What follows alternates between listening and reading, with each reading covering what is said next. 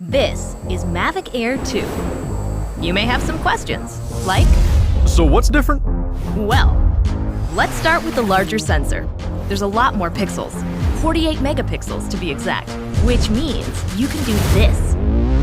And then shoot a hyperlapse in 8K. With Smart Photo, every shot is a masterpiece.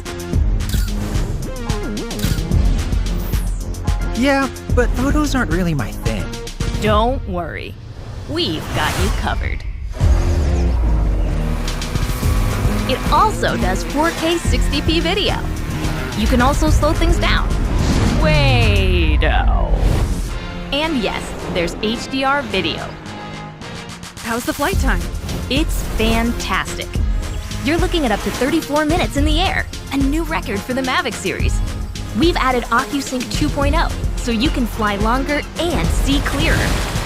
What if I'm not a great pilot? That's where Focus Track comes in, so you can fly like a pro. Or just press a button. Here's the best part: automatic obstacle avoidance. Okay, but what do I do with all these shots? Here's an idea. Use the DJI Fly app to edit and share your moments with just a tap. So, what's different? A whole lot.